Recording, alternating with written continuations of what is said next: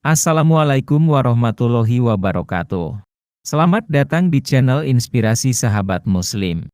Semoga yang sudah mampir ke channel ini saya doakan senantiasa dalam lindungan Allah Subhanahu wa Ta'ala. Seperti biasa sebelum lanjut, mari dukung channel ini dengan menekan tombol subscribe terlebih dahulu. Dan jangan lupa tekan tombol like-nya. Dan isi komen dengan doa-doa sesuai dengan hajat sahabat semua, agar kita aminkan bersama. Semoga menjadi wasilah terkabulnya doa dan hajat sahabat semua. Bagi Anda yang sudah like, subscribe dan komen, saya doakan semoga panjang umur, selalu diberikan nikmat kesehatan, dan rezeki yang berlimpah berkah. Dikaruniakan kemudahan dari segala urusan. Amin Allahumma amin. Kisah Ashabul Kahfi. Kisah yang viral zaman dahulu ini, sehingga 7 pemuda yang terkenal dengan keteguhan imannya tersebut, hingga ceritanya bisa kita temukan di dalam Al-Quran. Kisah Ashabul Kahfi merupakan salah satu kisah menakjubkan yang tertulis dalam Al-Quran.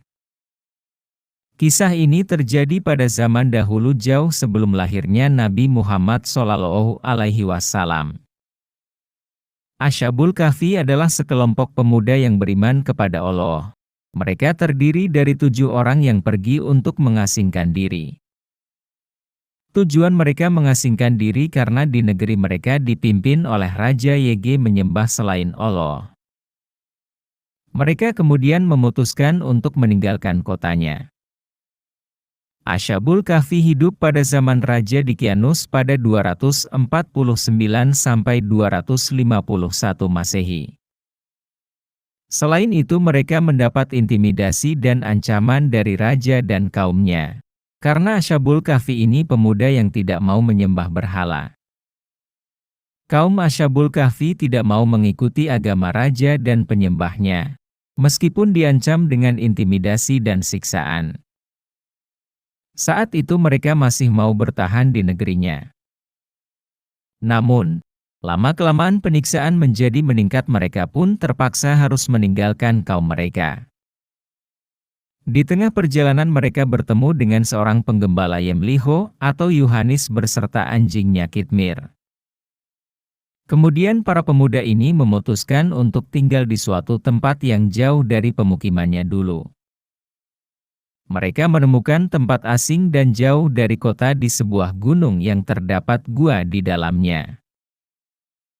Selanjutnya, Allah Azza wa Jalla berfirman di dalam Quran surat Al-Kahfi ayat 17 yang artinya, "Engkau melihat cahaya matahari ketika terbit dan condong dari gua mereka ke sebelah kanan, dan apabila terbenam, cahayanya menjauhi mereka ke sebelah kiri. Sedangkan mereka berada dalam tempat yang luas di dalam gua itu. Di dalam gua tersebut mereka leluasa menjalankan ibadah kepada Allah. Mereka berlindung di dalam gua itu dan memohon kepada Allah Azza wa Jalla agar mencurahkan rahmat-Nya bagi mereka di dalam gua." Kisah tersebut antara lain bersumber dari ayat 10 surah Al-Kahfi sebagai berikut. Ingatlah, tatkala pemuda-pemuda itu mencari tempat berlindung ke dalam gua lalu mereka berdoa, "Wahai Tuhan kami, berikanlah rahmat kepada kami dari sisi mu dan sempurnakanlah bagi kami petunjuk yang lurus dalam urusan kami ini." Kemudian Allah Azza wa Jalla mengabulkan permohonan mereka dengan ditidurkan di dalam gua. Allah Maha Kuasa mengabulkan doa mereka dengan membuat para pemuda tertidur dan dengan menutup pendengaran mereka dari segala suara dunia luar. Lalu mereka tidur selama ratusan tahun. Mereka tidak makan dan tidak minum. Allah Azza wa Jalla membolak-balikan tubuh mereka sehingga tidak terjadi kerusakan. Dengan kuasa Allah, mereka pun terbangun dengan wajah yang berseri-seri. Mereka saling melontarkan pertanyaan sudah berapa lama mereka tertidur di sini. Namun hanya Allah lah yang tahu berapa lama mereka tertidur.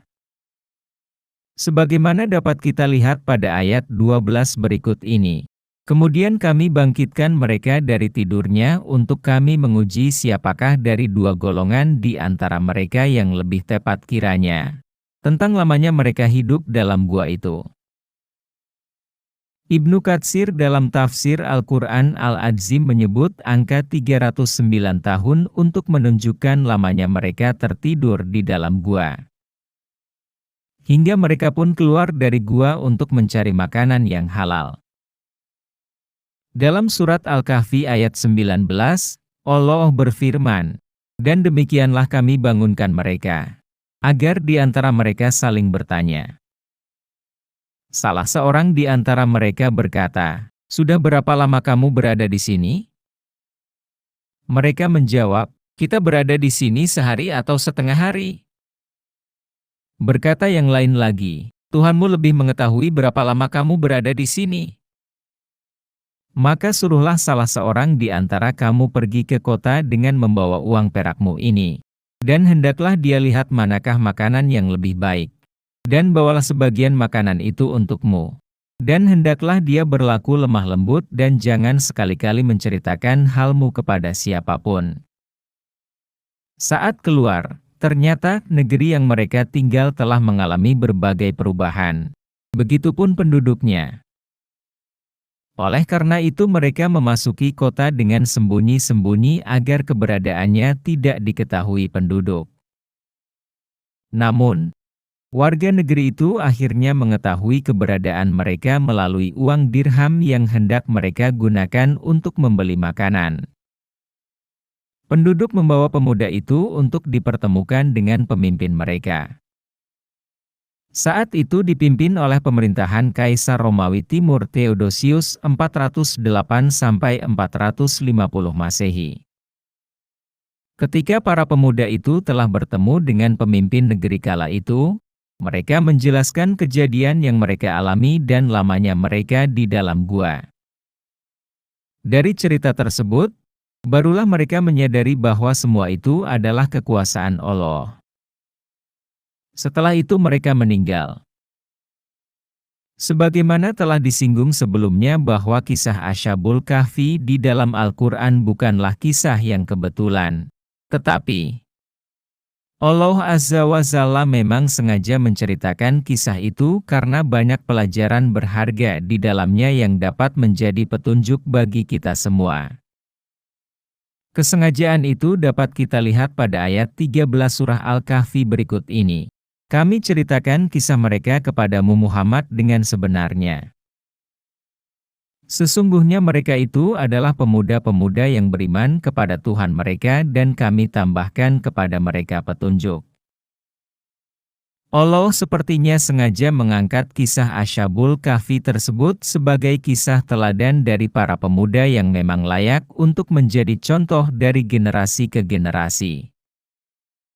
Apalagi di zaman sekarang di mana tingkat godaan lebih besar daripada zaman dahulu. Yang ingin lebih ditekankan dalam kisah Ashabul Kahfi ini adalah perlunya mempertahankan iman dan takwa dalam kondisi apapun. Iman memiliki peran sangat penting, karena dari situlah akan lahir amal-amal soleh dalam kehidupan di dunia ini, yang buahnya insya Allah akan dinikmati terutama saat di akhirat nanti. Rasulullah Shallallahu Alaihi Wasallam telah bersabda dalam sebuah hadits yang diriwayatkan dari Abu Hurairah radhiyallahu anhu, bahwa kelak pada hari kiamat Allah Azza wa Jalla akan memberikan perlindungan kepada 7 golongan orang. Salah satunya adalah golongan pemuda yang menyibukkan dirinya dengan beribadah kepada Allah sebagaimana disebutkan dalam penggalan hadits berikut. Pemuda yang tumbuh dan berkembang dengan beribadah kepada Allah Azza wa Jalla. Hadits Nabi yang menyatakan bahwa ada 7 golongan orang yang akan mendapat perlindungan dari Allah Azza wa Jalla. Yang salah satunya adalah para pemuda yang tumbuh dan berkembang dengan suka beribadah kepada Allah Azza wa Jalla. Maka Ashabul Kahfi yang terdiri dari 7 orang pemuda itu menjadi salah satu contohnya. Mereka adalah sekelompok pemuda yang tidak menjadikan masa muda sebagai pembenar untuk bermaksiat kepada Allah Azza wa Jalla dengan hidup berfoya-foya. Tetapi justru banyak menghabiskan waktunya untuk beribadah kepada Allah Azza wa Jalla. Ketika keselamatan jiwa mereka terancam, Allah melindungi mereka dengan membuatnya tidur selama berabad-abad hingga situasi kondusif. Melihat istimewanya kisah dari para Ashabul Kahfi, ada banyak hikmah dan teladan yang bisa dicontoh dalam kehidupan saat ini. Beberapa di antaranya yakni: 1. Mengandung nilai pendidikan. Institutional Repository Universitas Islam Negeri Syarif Hidayatullah Jakarta mencatat, ada banyak nilai pendidikan yang terkandung dalam surat Al-Kahfi ayat 9-21 yang merupakan inti dari kisah Ashabul Kahfi tersebut. Yakni nilai pendidikan intelektual, pendidikan sabar, pemberian pengalaman spiritual, pendidikan keimanan, metode kisah, pendidikan keberanian, pendidikan mempertahankan keimanan, pendidikan ketahanan fisik, dan pendidikan sosial. 2. Memiliki karakter yang unggul. Menurut studi digital Library Universitas Islam Negeri Sunan Gunung Jati Bandung, para pemuda Ashabul Kahfi memiliki karakteristik beriman kepada Allah, memegang teguh keimanannya kepada Allah Azza wa Jalla dan juga zuhud. Dalam tafsir Al-Hazin disebutkan bahwa Ashabul Kahfi memenuhi syarat 3 komponen karakter yang baik, yakni, para pemuda Ashabul Kahfi memiliki pengetahuan moral, memiliki nilai tanggung jawab, kejujuran, dan kebaikan berdasarkan pada keyakinan kemampuan diri. 3. Sering berucap syukur. Quraisy Shihab dalam Tafsir Al-Misbah menjelaskan beberapa hal yang dapat dijadikan teladan dari kisah yang terkandung dalam surat Al-Kahfi ini. Segala puji bagi Allah yang telah menurunkan kepada hambanya Alkitab, Al-Quran. Dan Dia tidak mengadakan kebengkokan di dalamnya. Quran Surat Al-Kahfi ayat 1. Maka sudah sepantasnya umat muslim untuk selalu bersyukur atas segala anugerah yang telah diberikan Allah Azza wa Jalla, yakni dengan selalu mengucapkan syukur Alhamdulillah. 4. Anjuran untuk menghindari perdebatan. Dalam ayat 19, ada anjuran untuk menghentikan diskusi tidak bermutu dan tidak memiliki bukti. Kalimat Tuhan kamu lebih mengetahui adalah anjuran untuk menghentikan diskusi mengenai berapa lama waktu Ashabul Kahfi berada dalam gua. Ucapan ini mengandung makna agar tidak menghabiskan waktu untuk memikirkan hal-hal yang kadang tidak terjangkau oleh nalar manusia pada umumnya. Ucapan penghuni gua itu juga menganjurkan agar kita menggunakan energi hanya untuk sesuatu yang penting dan bermanfaat agar tidak terbuang sia-sia. Demikian kisah Ashabul Kahfi yang merupakan salah satu kisah populer dalam agama Islam dan viral pada zamannya. Wallahu a'lam bishawab. Semoga bermanfaat. Jangan lupa dukung channel ini dengan like, subscribe, komen dan share. Serta klik tombol lonceng agar mendapatkan notifikasi video inspiratif sahabat muslim lainnya. Sampai ketemu di video kisah nyata dan inspirasi lainnya. Wassalamualaikum warahmatullahi wabarakatuh.